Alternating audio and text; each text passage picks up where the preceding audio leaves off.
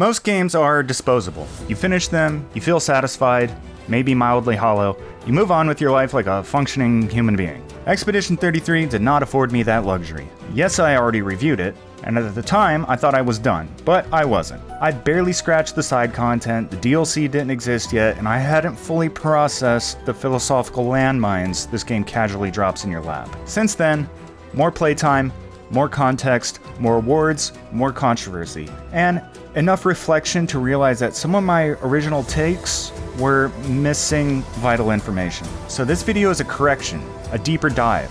Full spoilers this time. There was a lot I couldn't talk about in a spoiler-free review last time. So if you haven't finished Expedition 33 in its entirety, you should probably click away now, unless you enjoy having the emotional climax of a 60-hour experience ruined by a guy on the internet. You've been warned. Okay. Are they gone? Alright. Okay, now that the losers who haven't played this game yet are gone, let's talk about the biggest reveal in the entire game. When the game reveals that this entire world is a painting, my first reaction was disappointment. My first instinct was to check out. It was the kind of narrative bait and switch that usually signals the writer has run out of ideas and is reaching for the "it was all a dream" button. I felt that immediate cold wash of disappointment. Oh great, it's a simulation. None of this matters. I've been leveling up in a hallucination. I almost felt betrayed, but then over time, the existential hangover kicks in and you realize the truth is much more haunting and much more interesting. The painted people in this painted world aren't hollow set dressing like the usual "it was all a simulation" type of story. They're sentient, bleeding, weeping, living people who form bonds and reproduce in the margins of someone else's creative process. They're alive. It just so happens that they're made of pigment or chroma instead of atoms and cells. It's a fun little theological nightmare, isn't it? I mean, humans have spent centuries telling ourselves we were created by some higher power in a fit of divine inspiration. So is this really any different? Is this world really any less real than a religious person would see the real world? And that raises some fascinating ethical questions. What kind of moral debt does a creator owe to the life they've accidentally sparked, or intentionally sparked? If you have the power to breathe life into a canvas, does that give you the right to treat it like a sketchpad you can just crumple up and toss in the garbage when it becomes inconvenient? The game doesn't hand you a neat little answer, it just lets the question sit there, mocking you. Before we go deeper down this rabbit hole, I want to know your take. Did you also feel like disappointed momentarily after that reveal? Drop a comment below. I'm genuinely curious if anyone else had that checkout moment at the end of Act 2. But this isn't a typical "it was all a simulation" type of story where the stakes are suddenly deleted. As you learn more, the initial wash of disappointment doesn't just fade, it actually gets more interesting. There's a total dissonance between the journey you took before defeating the Paintress and the one that comes after. The first half is a story of the people of Lumiere fighting for freedom, and the second is something else entirely. The justification for this painted world is actually as profound as the mystery itself. Delivering more than almost any RPG explanation I've seen, the stakes don't disappear, they just shift. You learn that this canvas was created by Verso as a child and contains the only remaining piece of his soul. The Verso we know is a portrait of a dead man, painted memory brought to life. And every number plastered on that monolith isn't Aline erasing the people, but a warning of how much longer she can hold off her husband, Renoir, from erasing them. The fantasy isn't a cheap twist, it's a satisfying, tragic explanation for the gommage that makes the world feel more fragile and precious than her standard reality ever could. Every character's motivations become fully illuminated. It's a beautiful, tragic story that's complicated enough that I don't even think I fully understand all of it yet. And then there's the dual endings. The ultimate would you rather from hell, where every door leads to a different flavor of existential collapse. Personally, if I was Alicia and my outside life was fucked, I would want to stay inside the canvas too. Some people would say you're living a make-believe life surrounded by make-believe people, but when you can create something with that level of realism that is perfectly indistinguishable from real life, is there really any difference at that point? If the pixels taste like steak and the painted sun actually feels warm on your face, the distinction between real and simulated kinda just feels like a semantic thing. There's a brief bit of dialogue with Lune where she says Maëlle has promised to paint the outside world for her, a painting within a painting. So If this is confirmed possible, and once you accept that you can sprout a sentient ecosystem inside a canvas, you have to ask the obvious, terrifying question. What makes Alicia's quote-unquote real world so special? I mean, who's to say her reality isn't just another layer of paint on a different canvas, being stared at by an even more miserable god being in a slightly larger room? We could be looking at infinite regression, Matryoshka dolls of misery, paintings inside paintings, stretching out into a cold, creative infinity. At that point, reality doesn't exist. It's just an unending cycle of creative hubris. And in a world that can be erased with the equivalent of a damp cloth, the only thing that actually matters is how long you can convince yourself that the paint is still wet. And if your brain isn't already leaking out of your ears, let's go one step further into the abyss. We're talking about a painting, inside a world that might be another painting, but also, this is a painting inside a video game. Literally. We're sitting here as high-functioning primates getting emotionally compromised by the plight of a fictional girl who was a painting. For all we know, the real world we're returning to after the credits roll is just Act 4 of a much larger, much more expensive production being played by some 12-dimensional teenager who's currently bored with the character customization. At least I would be. But we're getting a little silly now. I mean, probably not. Anyway, despite the allure of the Technicolor Dream Hub, Verso's ending, the one where we actually pack our bags and return to the, probably, real world, starts looking like the only adult option in the room. It's the healthier way to deal with grief, mostly because it actually deals with it instead of sorta just hanging it on the wall and calling it a roommate. Plus, let's be honest, holy shit, Verso really wanted to die. There's a point where keeping the memory alive crosses the line into narrative kidnapping. Keeping a sentient being tethered to existence against their will just so you can play house and pretend the tragedy never happened isn't a romantic gesture, it's a moral atrocity. And if someone is begging for the sweet release of the game over screen, forcing them to stay does seem cruel. Choosing to leave isn't just about reality, it's about basic human decency. It's acknowledging that a life without an exit isn't a life, it's a prison sentence with a very pretty color palette. But then if you choose that one, all of the painted people essentially die. But then, it's not like this was the last canvas in the shop. The Dessendre family are essentially the industrial manufacturers of delusion. They can churn out a new pretend life whenever they feel the itch. And if they want to live a lie, they can go paint a new one. They don't need to drag a suicidal ghost along for the ride. So yeah, basically both are great, thought-provoking endings. But let's talk about the story as a whole. Part of why this game hits so hard is that the storytelling is actually, dare I say it, efficient. It's tight, it's concise, and the scope is intentionally limited, which, in an industry obsessed with scale, feels like a revolutionary act. Look at a game like Red Dead 2. Everyone says it's a masterpiece of storytelling, and sure, on paper, it is. But because it's an open-world experience, the delivery is a mess. You're supposed to be part of a tragic, high-stakes outlaw odyssey, but you spend 12 hours wrangling bison, transporting some dinosaur bones, taking photos of animals, and getting sidetracked by some weirdo in a swamp. Can't make up my mind about things neither.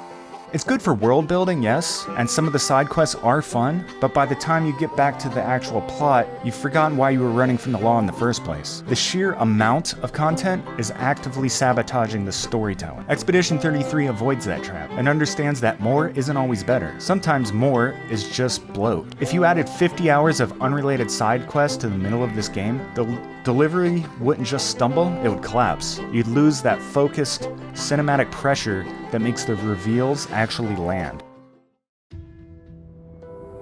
Instead, what they've done at Sandfall is make a choice that I've grown to respect. They kept the main storyline lean and saved the sprawling, all the side content for the post-game. It's an attempt to have the best of both worlds. A tight, emotional gut punch of a campaign, followed by a buffet of optional content for the completionists who aren't ready to let go. It's a trade-off that prioritizes the experience over the spreadsheet, and in a world where games are usually bloated enough to have their own gravity, that focus is exactly why I'm still dwelling on this story. That focus, the decision to keep the core story tight and push excess into the post-game, is exactly why the experience works as well as it does. It respects your time, your emotions, and your ability to engage with the game on its own terms, which is why one of my criticisms has been quietly bothering me ever since. Because once you start designing a game around intentional restraint, every system around it has to pull its weight, including difficulty.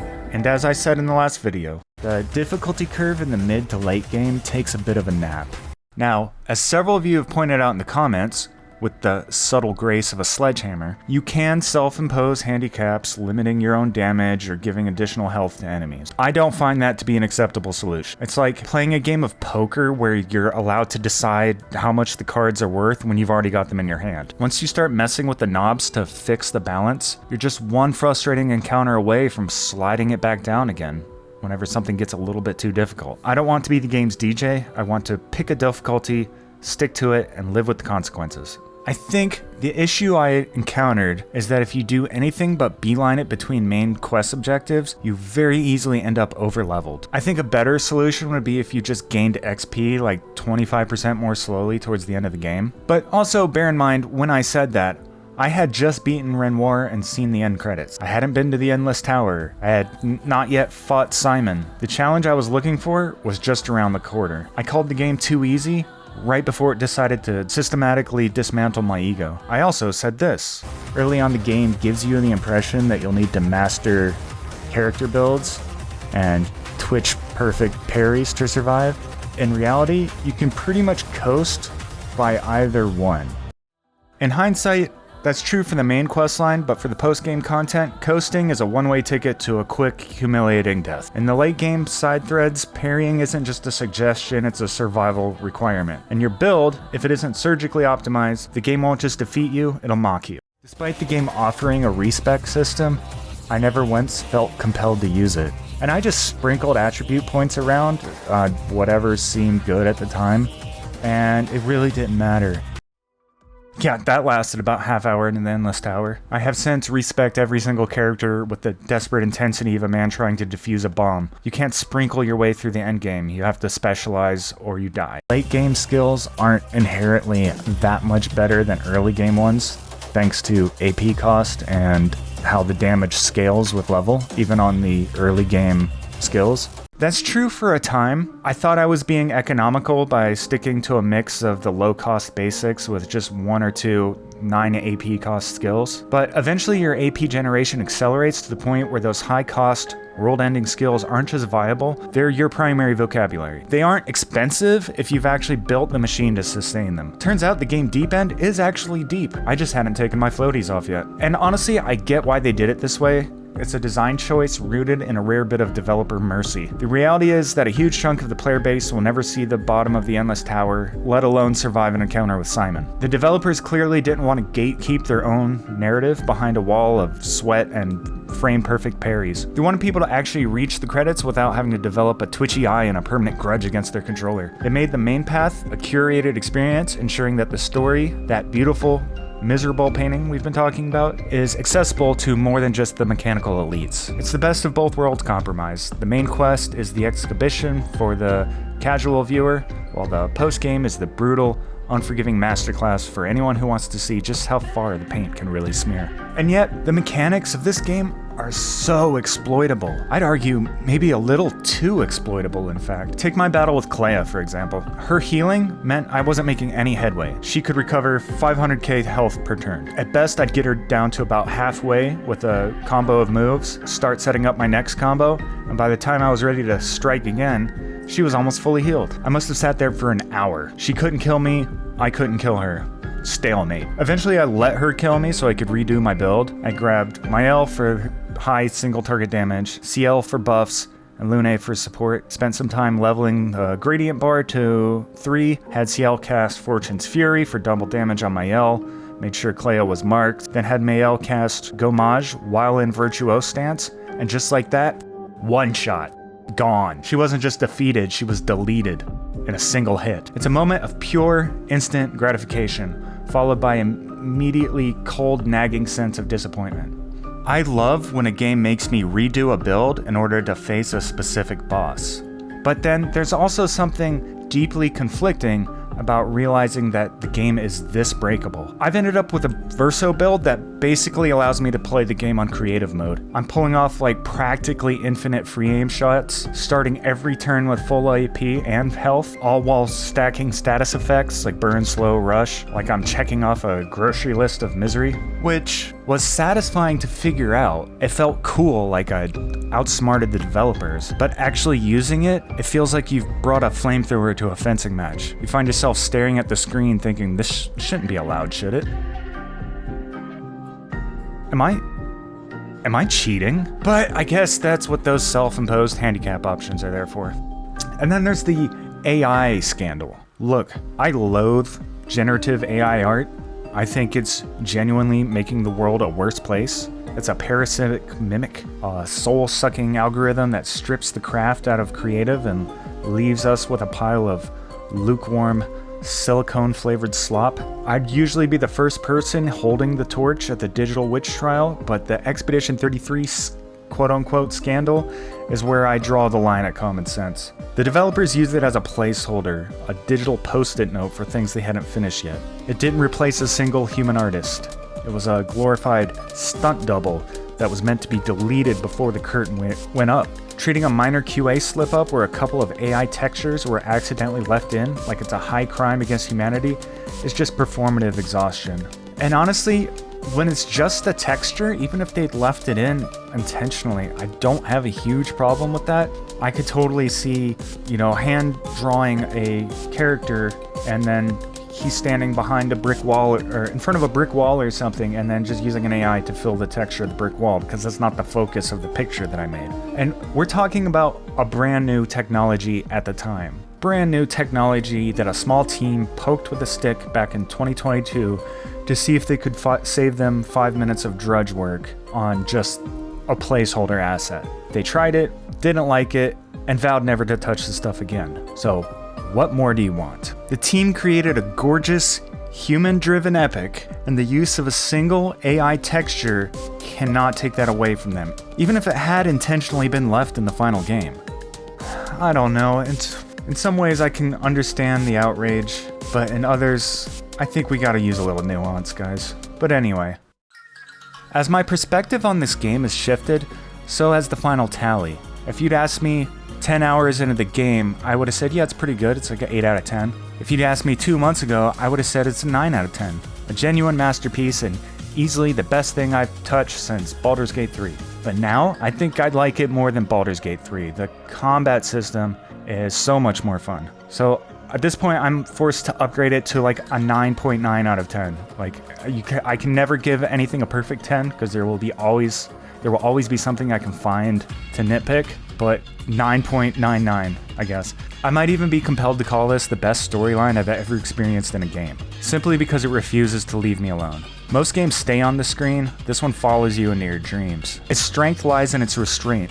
In an industry that thinks more is a synonym for better, Expedition 33 proves that a limited scope is actually a superpower. By keeping the world small, they kept the story tight, concise, and beautifully imaginative. They didn't build a sprawling, empty continent. They painted a masterpiece where every single stroke actually matters. Even after 100 hours logged, a number that should be exhausting for a single-player title, the combat still feels like a dance I'm not done quite learning. It's a game that respects your time by refusing to waste it, and respects your intelligence by refusing to give you easy answers. But here's the problem with masterpieces. They make you greedy. I've reached the point of no return where I don't just want to talk about the game, I want to live in the merch. I want t-shirts, I want posters, I want the physical evidence that this thing exists. I want to insist that everyone I know plays it. But more than that, I want a sequel. I want a prequel. I want to see the edges of this canvas stretched until they snap. The universe they've built is so dense with unanswered questions that it's practically screaming for expansion. Give me a deep dive into the fracture. Give me the doomed, hopeless journey of Expedition Zero. Or better yet, give us a perspective shift. Let us see this world through the eyes of the writers. We know so little about them. What kind of world-creating powers are they actually wielding? What's the price of the ink? And what's their beef with the painters? I want the answers to the tragedies that defined our journey. I want to know exactly what caused the fire that killed Verso and left Alicia scarred. It doesn't even need to be the same cast, it just needs that same haunting DNA. It's rare to find a world this imaginative that feels like it has miles of unexplored territory under the surface. Expedition 33 isn't just a game I played, it's a game I'm still living in. It's a reminder that sometimes the most beautiful things are the ones that hurt the most to look at. And honestly, I wouldn't have it any other way. Thanks for watching. If you enjoyed this, hit the like button and subscribe.